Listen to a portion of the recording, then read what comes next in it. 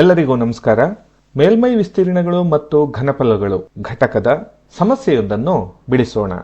ಸಮಸ್ಯೆಯು ಈ ರೀತಿಯಾಗಿದೆ. ಚಿತ್ರದಲ್ಲಿ ತೋರಿಸಿರುವಂತೆ ಒಂದು ಘನ ಸಿಲಿಂಡರಿನ ಪಾದದ ತ್ರಿಜ್ಯಕ್ಕೆ ಸಮನಾದ ತ್ರಿಜ್ಯಗಳಿರುವ ಎರಡು ಘನಶಂಕುಗಳನ್ನು ಅದರಿಂದ ಕೊರೆದು ಹೊರತೆಗೆಯಲಾಗಿದೆ. ಶಂಕುಗಳ ಘನಫಲಗಳ ನಡುವಿನ ಅನುಪಾತವು 2:1 ಆಗಿದೆ.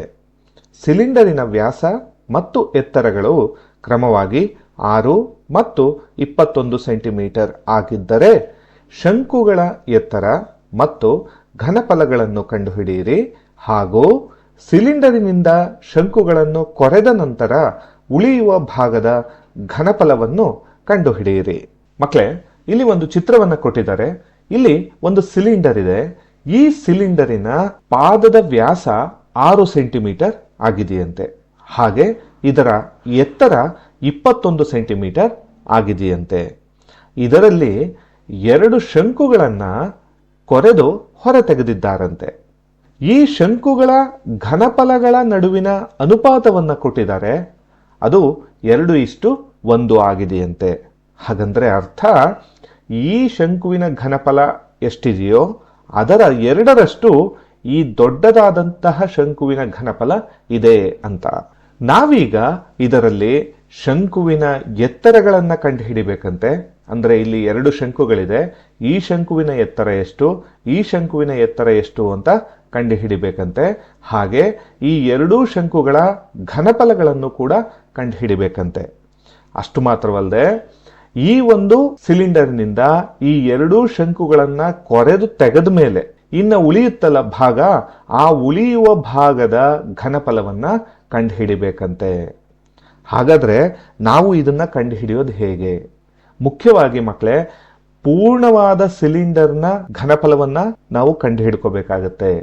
ಜೊತೆಗೆ ಹೇಗಿದ್ರು ಅವರು ಈ ಶಂಕುವಿನ ಘನಫಲಗಳನ್ನ ಕಂಡುಹಿಡಿಯಿರಿ ಅಂತ ಕೇಳಿದರೆ, ಹಾಗಾಗಿ ಅದನ್ನ ಕಂಡುಹಿಡದೆ ಹಿಡಿತೀವಿ. ಅಂತ್ಯದಲ್ಲಿ ಈ ಪೂರ್ಣವಾದ ಸಿಲಿಂಡರ್ನಿಂದ ಈ 2 ಶಂಕುಗಳ ಘನಫಲಗಳನ್ನು ಕಳೆದು ಬಿಟ್ರೆ ಅವರು ಕೇಳಿರುವಂತಹ ಉಳಿಯುವ ಭಾಗದ ಘನಫಲ ಸಿಗುತ್ತೆ. ಮಕ್ಕಳೇ, ಇಲ್ಲಿ 2 ಶಂಕುಗಳನ್ನು ತೆಗೆದುಕೊಂಡಿರೋದ್ರಿಂದ 2 ಶಂಕುಗಳ ಎತ್ತರ ಬೇರೆ ಬೇರೆ ಆಗುತ್ತೆ. ಹಾಗಾಗಿ ಈ ಚಿಕ್ಕ ಶಂಕುವಿನ ಎತ್ತರವನ್ನ ಸ್ಮಾಲ್ ಹೆಚ್ ಅಂತ ಕರ್ಕೊಳ್ತೀನಿ. ಹಾಗೆ ಈ ದೊಡ್ಡ ಶಂಕುವಿನ ಎತ್ತರವನ್ನ ಬಿಗ್ ಹೆಚ್ ಅಂತ ಕರ್ಕೊಳ್ತೀನಿ. ನಾವೀಗ ಈ ಸಮಸ್ಯೆಯನ್ನ ಬಿಡಿಸೋಣ. ಮೊದಲಿಗೆ ಅವ್ರು ಕೊಟ್ಟಿರುವಂತಹ ಈ ಶಂಕುಗಳ ಘನಫಲಗಳ ನಡುವಿನ ಅನುಪಾತವನ್ನ ಬರ್ಕೊಳ್ತಾ ಇದ್ದೀನಿ. ಅದು 2:1 ಆಗಿದೆ. 2 ಶಂಕುಗಳ ಘನಫಲಗಳು ನಮಗೆ ಗೊತ್ತಿಲ್ಲ, ಆದ್ರೆ ಅದರ ಸೂತ್ರದ ಪ್ರಕಾರ ಬರೆಯೋದೇ ಆದ್ರೆ ನಾವು ಈ ಅನುಪಾತವನ್ನ ಈ ರೀತಿಯಾಗಿ ಬರ್ಕೊಳ್ಬಹುದು. ದೊಡ್ಡ ಶಂಕುವಿನ ಘನಫಲ ಮತ್ತು ಚಿಕ್ಕ ಶಂಕುವಿನ ಘನಫಲಗಳ ನಡುವಿನ ಅನುಪಾತ ಈ ರೀತಿಯಾಗಿ ಆಗತ್ತೆ. ಅವೆರಡರ ಅನುಪಾತ 2:1 ಆಗಿದೆ.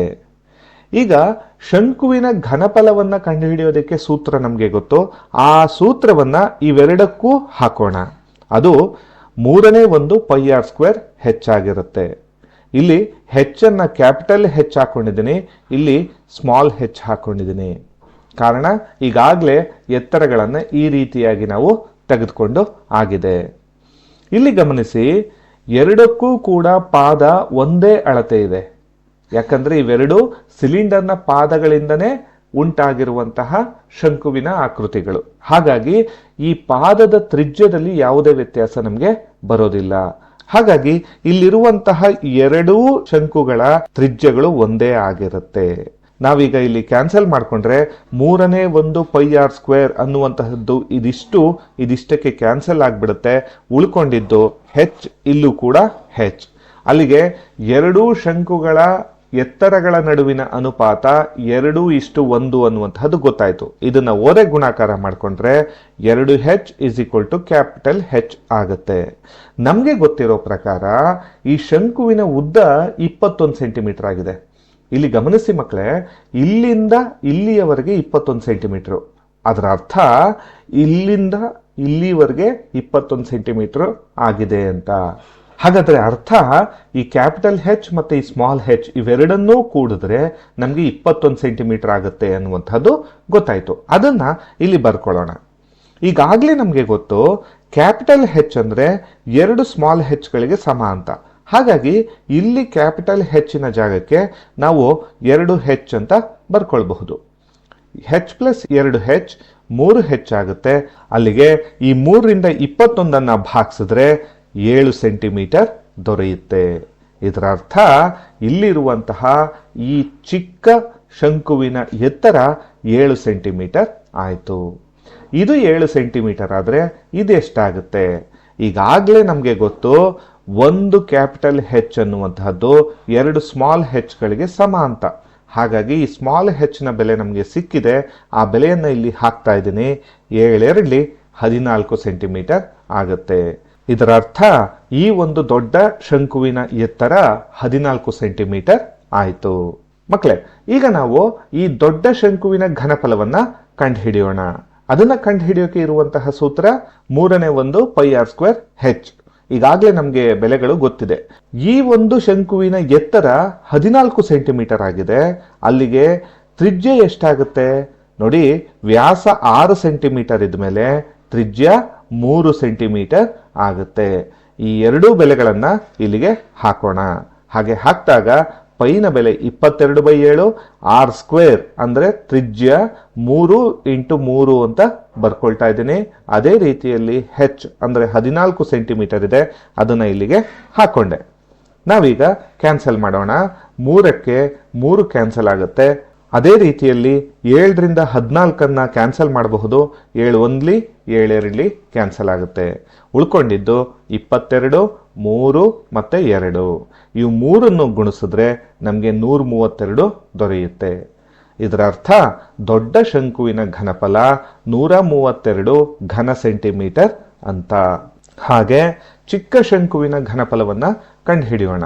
ಇದನ್ನ ಕಂಡುಹಿಡಿಯೋದಿಕ್ಕೆ ಅದೇ ಸೂತ್ರವನ್ನ ಬಳಸ್ತಾ ಇದ್ದೀವಿ. ಆದರೆ ಇಲ್ಲಿ ಹೆಚ್ ಸ್ಮಾಲ್ ಹೆಚ್ ತೆಗೆದುಕೊಂಡಿರೋದ್ರಿಂದ ಇಲ್ಲೂ ಕೂಡ ಅದನ್ನೇ ಹಾಕೊಳ್ತಾ ಇದ್ದೀನಿ. ಈಗ ಇಲ್ಲೂ ಕೂಡ ಬೆಲೆಗಳನ್ನ ಹಾಕೋಣ. ಪೈನ ಬೆಲೆ, ಆರ್ನ ಬೆಲೆ ಮತ್ತೆ ಹೆಚ್ನ ಬೆಲೆ. 3ಕ್ಕೆ 3 ಕ್ಯಾನ್ಸಲ್ ಆಗುತ್ತೆ. 7ಕ್ಕೆ 7 ಕ್ಯಾನ್ಸಲ್ ಆಗುತ್ತೆ.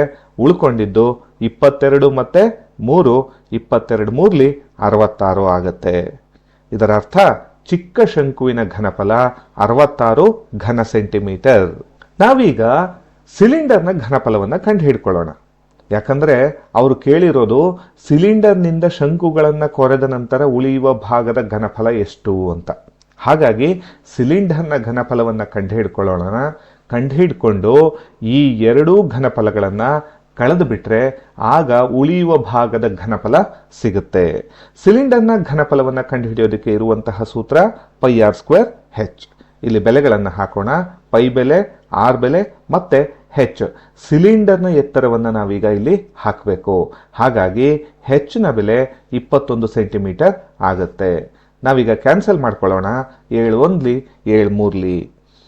ಇನ್ನು 22 × 3 × 3 × 3 ಇವಿಷ್ಟನ್ನು ಗುಣಿಸಿದ್ರೆ 594 ದೊರೆಯುತ್ತೆ.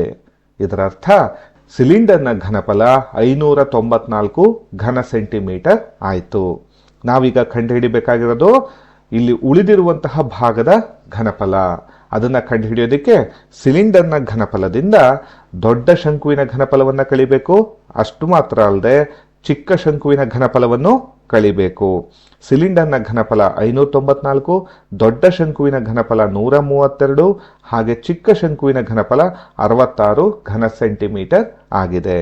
ಇದರಿಂದ ಇವೆರಡನ್ನು ನಾವು ಕಳೆದ್ರೆ ನಮಗೆ ಉಳಿಯುವಂತಹದ್ದು 396.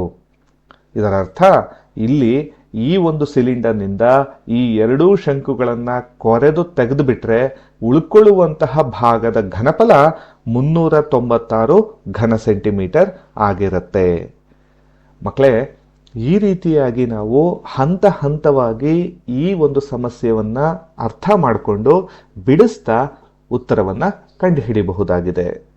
ಈ ಸಮಸ್ಯೆ ನಿಮಗೆ ಅರ್ಥವಾಗಿದೆ ಅಂತ ಭಾವಿಸ್ತೇನೆ. ಧನ್ಯವಾದಗಳು.